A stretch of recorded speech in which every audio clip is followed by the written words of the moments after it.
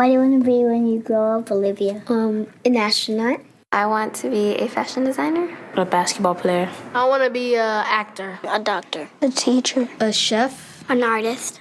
What do you want to be when you grow up? A mermaid. Do you know what a computer programmer is? Yeah, no. No. No. I think it's something that has codes and is able to decode a mystery. I think that they... Wait, what? Computer programmer? No. Nowadays, just about everything requires some form of programming. So, what is it? Programming is basically explaining to a computer what you want it to do for you. When you're programming, you're teaching possibly the stupidest thing in the entire universe, a computer, how to do something. Programming is one of the only things in the world that you can do where you can sit down and just make something completely new from scratch, you know, whatever you want. It's really not unlike kind of playing an instrument or something, or playing a sport. It starts out being very intimidating, but you kind of get the hang of it over time.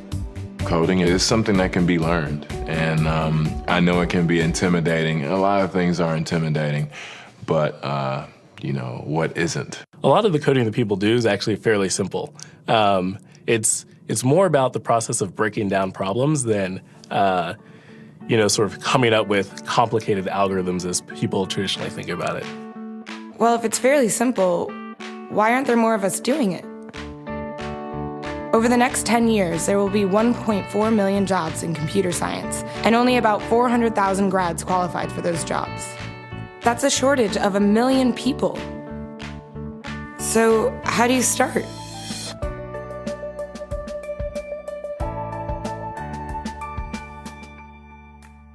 I was obsessed with maps when I was a kid, and cities specifically. So I taught myself how to program. I had a very clear goal of what I wanted to do, which is to see a map of the city on my screen and play with it. Put things on the map, move things around the map. See what was happening in the city, how it worked, how it lived, how it breathed. The best early thing was actually using software to decide when the classes in my school would meet, and that put me in a position to decide which girls were in my class. The first program I wrote asked things like, what's your favorite color? Or how old are you? I first learned how to make a green circle and a red square appear on the screen. The first time I actually had something come up and say, hello world, and I made a computer do that. It was just astonishing. When I finally learned a little bit of programming, that blank wall resolved into a bunch of doors, and you open them, and finally you start to open enough doors that the light comes in. And to me, a finished program is like a structure filled with light. All the corners are illuminated. You understand the structure of it. It's a really serene feeling to have completed that.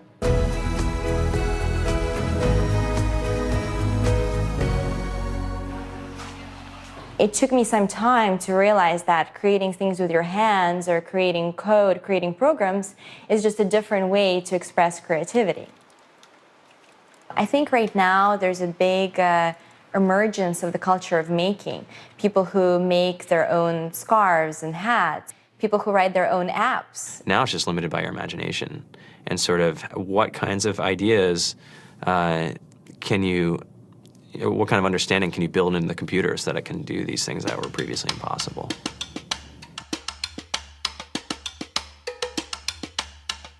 All great things are built in teams when you collaborate with other smart people. You're testing your ideas, you're stimulating each other. That's what makes us successful. It's not some flash of brilliance by somebody who then codes 24 hours a day for 3 weeks. It's what happened. The magic happens when we're all on the same page, collaborating and building something together. There's a much greater need in the world for engineers and people who can write code than there will ever be supply. And so we all live these very charmed lives. To get the very best people, we try to make the office as awesome as possible.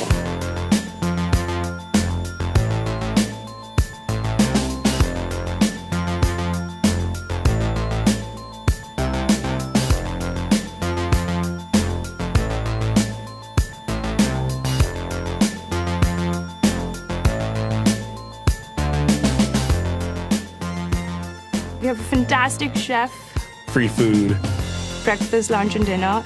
free laundry, snacks, even places to play and video games and scooters. There's all these kind of interesting things around the office and places where people can play or relax or go to think or play music or be creative. I went on the Bureau of Labor Statistics for the United States, and there's about a third of the pie that's all the things you would expect. It's, they're working in the government, they're working in typical technology jobs. But then, like, the rest of the pie, and it was the majority of the pie, just split down into these little teeny slices of every industry imaginable. And what it is, computers are everywhere. You want to work in agriculture? Do you want to work in entertainment? Do you want to work in manufacturing? It's just all over.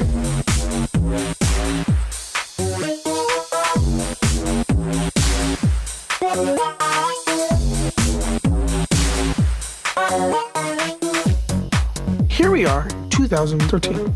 We all depend on technology to communicate, to bank, information, and none of us know how to read and write code.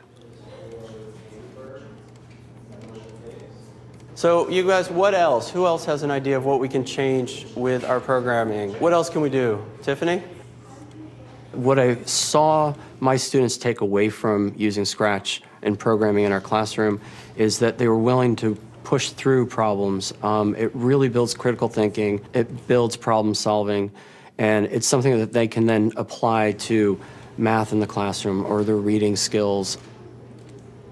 We integrated science with this programming, and I saw my scores go up 30%.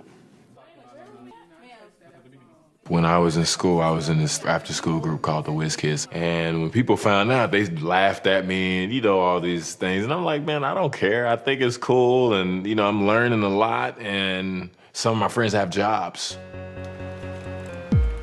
It's important for these kids. It should be mandatory to be a citizen on this planet, to read and write code. I just think you have to start small, right? And I think that's one of the biggest misconceptions about computer science and programming overall is that you have to learn this big body of information before you can do anything. You don't have to be a genius to know how to code. You need to be determined. Addition, subtraction, that's about it. You should probably know your multiplication tables. You don't have to be a genius to code. Do you have to be a genius to read? Do you have to be a genius to do math? No? No? I think if someone had told me that software is really about humanity, that it's really about helping people by using computer technology, it would have changed my outlook a lot earlier. Whether you're trying to make a lot of money or whether you just want to change the world, computer programming is an incredibly empowering skill to learn. To be able to actually come up with an idea and then see it in your hands and then be able to press a button and have it be in millions of people's hands. I think we're the first generation in the world that's really ever had that kind of experience. The programmers of tomorrow are the wizards of the future. You're going to look like you have magic powers compared to everybody else. I think it's amazing. I think it's the closest thing we have to a superpower. Great coders are today's rock stars. That's it.